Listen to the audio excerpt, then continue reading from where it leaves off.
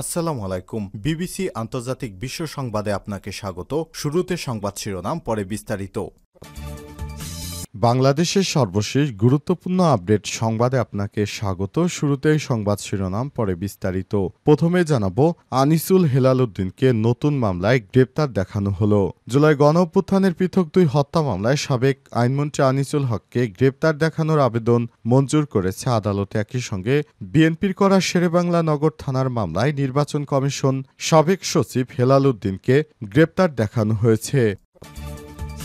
এরপর জানাবো, ডাকসু নির্বাচনে ছাত্র শিবিরের প্যানেল ঘোষণা। ঢাকা বিশ্ববিদ্যালয় ঢাবি ছাত্র শিবিরের সাবেক সভাপতি সাদেক কায়েমকে ও বর্তমান সভাপতি এস.এম. ফরহাদকে কেন্দ্রীয় ছাত্র সংসদের ডাকসু নির্বাচনের প্যানেল ঘোষণা করেছে সংগঠনটি। এদিকে দেখামাত্র গুলির নির্দেশ, বার্তা ফাঁসকারী সেই পুলিশ সদস্য গ্রেপ্তার। ওয়াকিটকিতে চট্টগ্রাম মেট্রোপলিটন পুলিশ সিএমপির কমিশনার হাসিব আজিজের দেওয়া বক্তব্য ফাঁস করার অভিযোগে অমিদাস নামে এক পুলিশ কনস্টেবলকে গ্রেপ্তার করা হয়েছে।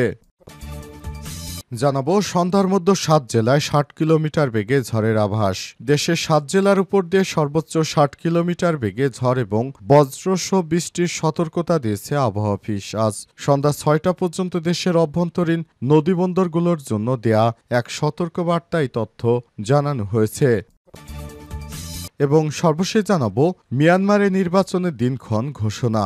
মিয়ানমারের ক্ষমতাসীন জান্তা সরকার নির্বাচনের দিনক্ষণ ঘোষণা করেছে। আজ 18 আগস্ট দেশটির ইউনিয়ন ইলেকশন কমিশন ঘোষণা করেছে আগামী 28শে ডিসেম্বর 2025 দেশটিতে সাধারণ নির্বাচন শুরু হবে। ধাপে ধাপে ভোট অনুষ্ঠিত হবে। তবে নির্বাচনে অংশ নিচ্ছে না বিরোধী দলগুলো। পাশাপাশি আন্তর্জাতিক মহলও নির্বাচনের প্রক্রিয়াটিকে কঠোর সমালোচনা করেছে। তারা বলছে, এই নির্বাচনের ফলে শুধু জান্তা সরকারের ক্ষমতার প্রক্রিয়া শক্তিশালী করা হচ্ছে। এ কারণে আন্তর্জাতিকভাবে এই নির্বাচনকে গ্রহণযোগ্য হিসেবে ধরা হবে না। প্রিয় দর্শক, এতক্ষণ শুনছিলেন সংবাদ শিরোনাম, এবারে বিস্তারিত। তবে তার আগে বন্ধুরা, অনুরোধ থাকবে এই সংবাদটিতে একটি লাইক দিন। এই চ্যানেলে আপনি নতুন হয়ে থাকলে আমাদের সংবাদটি দেখতে দেখতে চ্যানেলটি সাবস্ক্রাইব করে রাখুন। কমেন্ট করে বন্ধুরা আপনার মূল্যবান মতামত জানিয়ে দিন আপনি বিশ্বের কোন দেশ থেকে বা বাংলাদেশের কোন স্থান থেকে আমাদের সংবাদটি দেখছেন এবং শুনছেন। আর বন্ধুরা, এই সংবাদটি আপনার সোশ্যাল মিডিয়া ফেসবুকে শেয়ার করে বন্ধুদেরও দেখার সুযোগ করে দিন। এবারে বিস্তারিত। কমেন্টের মাধ্যমে জানিয়ে দিন আপনি বাংলাদেশের কোন জেলা থেকে বা কোন স্থান থেকে আমাদের সঙ্গে রয়েছেন। আনিসুল ও হেলাল উদ্দিনকে নতুন মামলায় গ্রেপ্তার দেখানো হলো। জুলাই গণঅভ্যুত্থানে পৃথক দুই হত্যা মামলায় সাবেক আইনমন্ত্রী আনিসুল হককে গ্রেপ্তার দেখানোর আবেদন মঞ্জুর করেছে আদালত। একই সঙ্গে বিএনপির করা শেরেবাংলা নগর থানার মামলায় নির্বাচন কমিশনের সাবেক সচিব হেলাল উদ্দিন আহমেদকে গ্রেপ্তার দেখানো হয়েছে। সোমবার দুপুরে ঢাকার মেট্রোপলিটন ম্যাজিস্ট্রেট মোহাম্মদ মনিরুল ইসলামের আদালত এ আদেশ দেন। এদিন আনিসুল হককে দুই মামলায় গ্রেপ্তার দেখানোর আবেদন করে মামলার তদন্ত কর্মকর্তা লালবাগ থানার এসআই আবুল ফারেজ জুয়েল। অন্যদিকে হেলাল উদ্দিন আহমেদকে গ্রেপ্তার দেখানোর আবেদন করে মামলার তদন্ত কর্মকর্তা পিবিআই পরিদর্শক সৈয়দ সাজেদুর রহমান। রাষ্ট্রপক্ষের আইনজীবী শামসুদ্দোহা সুমন বিষয়টি নিশ্চিত করে বলেছেন, এদিন আদালত আসামিদের হাজির করা হয়েছে। পরে তাদের উপস্থিতিতে শুনানি শেষে আদালত গ্রেপ্তার দেখানোর আবেদন মঞ্জুর করেছে। জুলাই আন্দোলনে গত বছর 19শে জুলাই বিকেলে রাজধানীর ইডেন কলেজের সামনে দিয়ে বাসায় ফেরার পথে গুলিবিদ্ধ হয়ে মারা যান মোহাম্মদ শাওন শিকদার। এই ঘটনায় গত 21শে জানুয়ারি লালবাগ থানায় শেখ হাসিনা সহ 40 জনকে আসামি করে আত্মীয় পরিচয়ে মামলা করেন ইনকিলাব ইকবাল মজুমদার তৌহিদ। এছাড়াও আন্দোলনের সময় 18 জুলাই লালবাগ থানাধীন আজিমপুর সরকারি কলোনির ভেতর থেকে আন্দোলনকারীদের উপর হামলা গুলিবর্ষণ করা হয়। এতে গুলিবিদ্ধ হন আশরাফুল। এই ঘটনায় 25শে মে শেখ হাসিনা সহ 130 জনের বিরুদ্ধে মামলা করেন আশরাফুল। ডাকসু নির্বাচনে ছাত্র শিবির প্যানেল ঘোষণা। ঢাকা বিশ্ববিদ্যালয় ঢাবি ছাত্র শিবিরের সাবেক সভাপতি সাদেক কায়েমকে ভিপি ও বর্তমান সভাপতি এস.এম. ফরহাদকে জিএস করে কেন্দ্রীয় ছাত্র সংসদ ডাকসু নির্বাচনের প্যানেল ঘোষণা করেছে সংগঠনটি। এজিএস পদে প্রতিদ্বন্দ্বিতা করবেন ঢাবি শাখা শিবিরের সাধারণ সম্পাদক মহিউদ্দিন খান।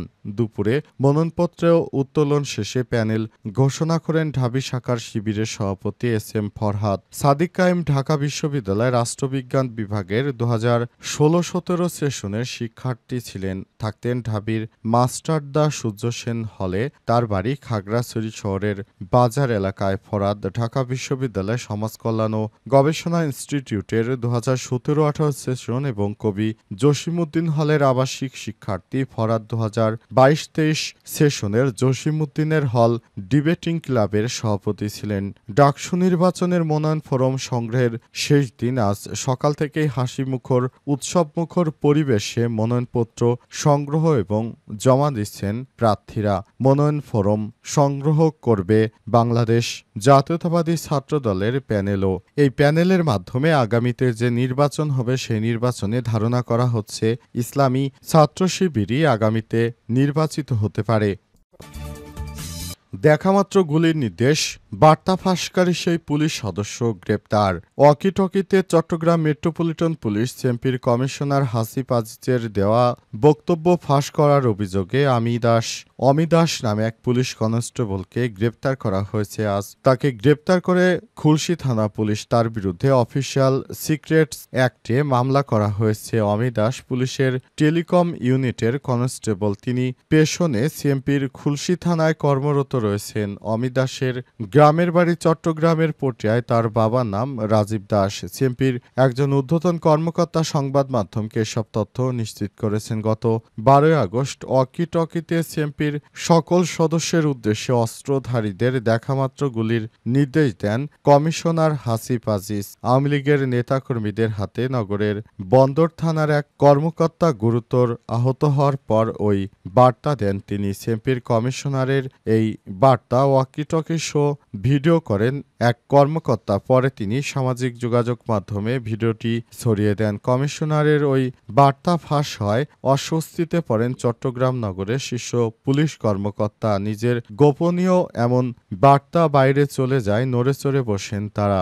এরপর একাধিক টিম তদন্তে নেমে ওই কনস্টেবলকে শনাক্ত করা হয়। 11 আগস্ট দিবাগত রাত 2টার দিকে সল্ট গোলা ক্রসিং ঈশান মিস্ত্রি হাট সংলগ্ন সড়কে মিছিল করে আওয়ামী লীগ অঙ্গ সহযোগী সংগঠনের নেতাকর্মীরা। খবরকে ওই সময় পুলিশ ঘটনাস্থলে গিয়ে সব দুষ্কৃতকারীদের আটকের চেষ্টা চালায়। তবে পুলিশকে লক্ষ্য করে তখন হামলা চালায় আওয়ামী লীগের ওই দুষ্কৃতকারীরা। এই ঘটনায় পুলিশের পক্ষ থেকে জানানো হয় অপরাধীদের দেখামাত্র গুলি করতে হবে। এই ঘটনাটি পুলিশের ওই গুলির নির্দেশের বিষয়টি অবশেষে ফাঁস করে দেয় পুলিশের ওই কনস্টেবল। এই ঘটনায় পুলিশের বিরুদ্ধে নড়েচড়ে বসে সারা দেশ এবং পুলিশের বিরুদ্ধে অনেকেই নানারকম মিথ্যা প্রোপাগান্ডা ছড়াতে থাকে। অবস্থায় পুলিশের পক্ষ থেকে তদন্ত করা হয় এবং যে পুলিশ কনস্টেবল পুলিশ কমিশনারের ওই নির্দেশনা ফাঁস করে দিয়েছেন অবশেষে তাকে গ্রেপ্তার করা হয়েছে। মিয়ানমারে নির্বাচনের দিনক্ষণ ঘোষণা।